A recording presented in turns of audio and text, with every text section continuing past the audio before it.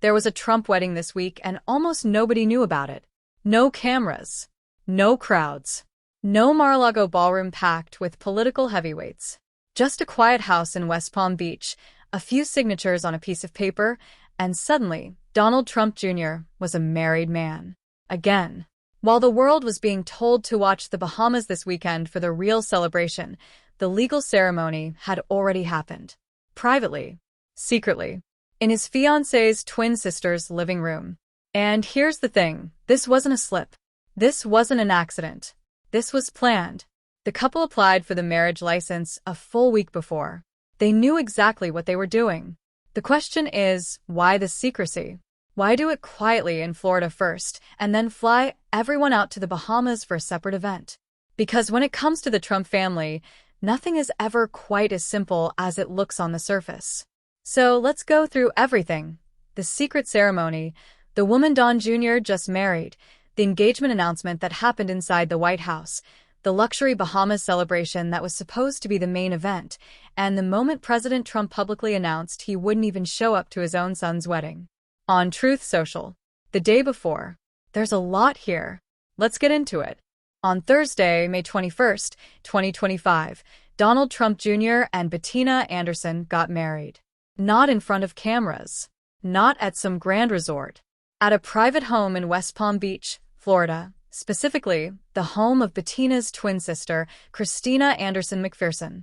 People magazine was the first to get their hands on the Florida marriage license, and the details in that document are quietly fascinating. Both Don Jr. and Bettina signed it. The location is listed as Christina's home. And the person who officiated the entire ceremony? Bettina's brother-in-law, a real estate attorney named Bradley McPherson. Think about that for a second. No pastor.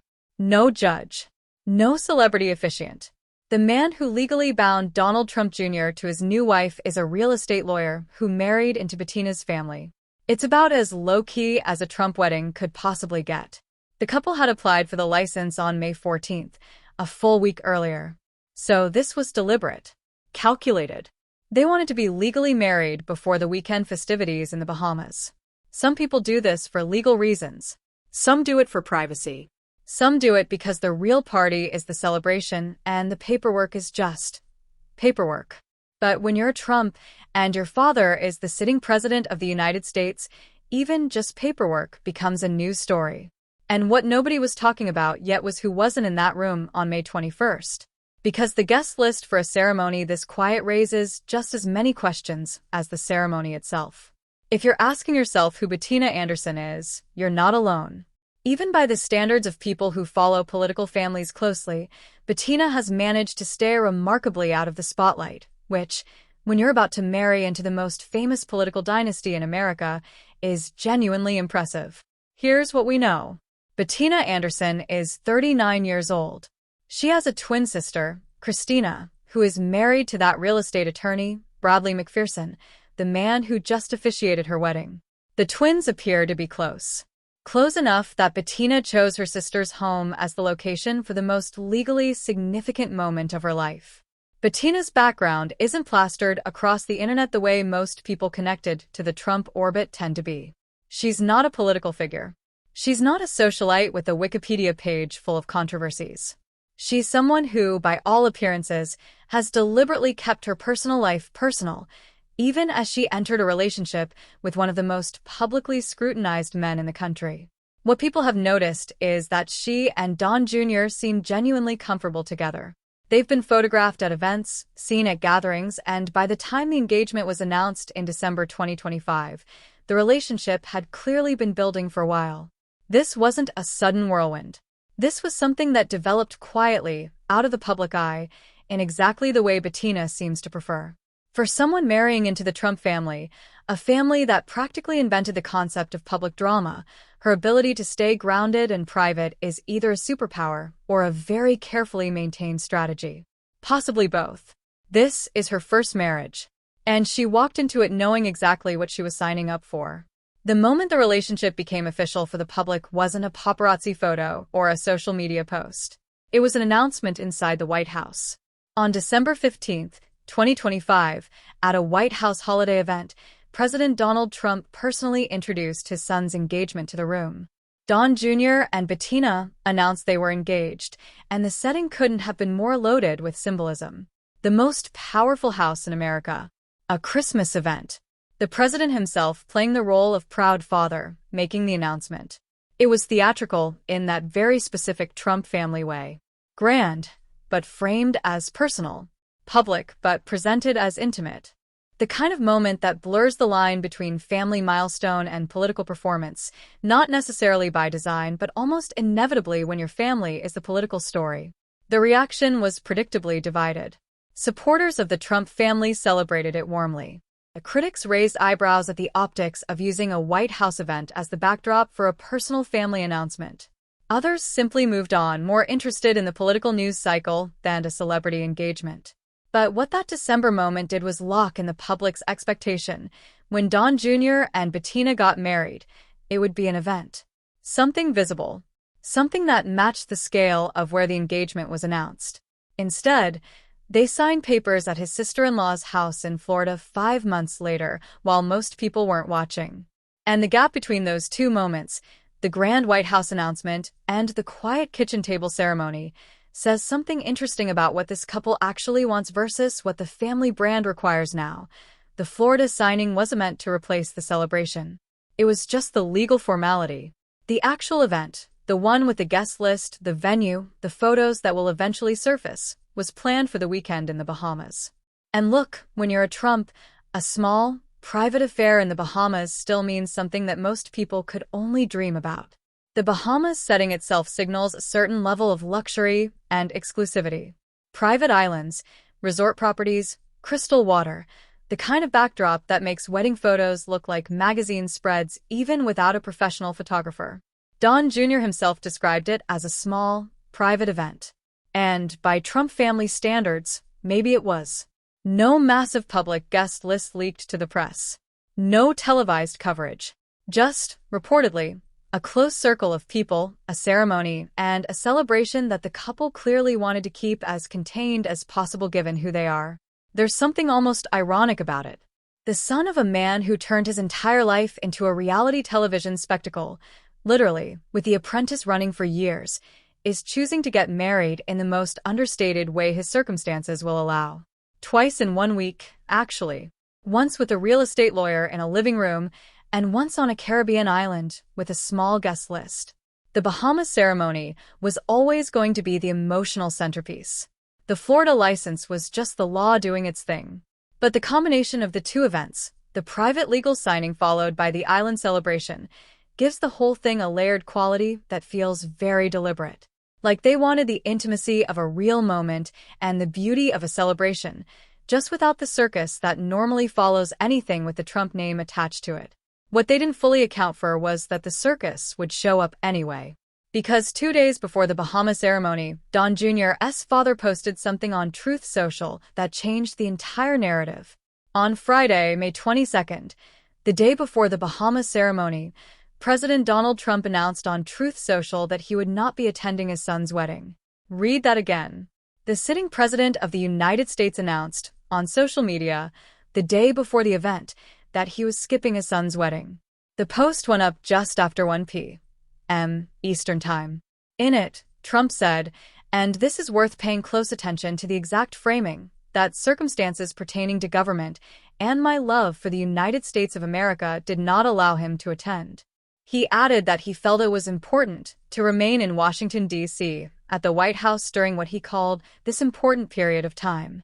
He also made sure to note that he very much wanted to be there and refer to Bettina as the newest member of the Trump family. Now, let's be honest about what's happening here. The statement is vague in a very specific way. Circumstances pertaining to government tells you almost nothing concrete. There's no mention of a crisis, no specific policy issue, no emergency that's been publicly identified. It's the kind of language that sounds official and weighty while actually disclosing very little. The internet, predictably, had thoughts. Some people took it entirely at face value. The president is busy, the world doesn't stop for family events, and staying in Washington is the responsible call.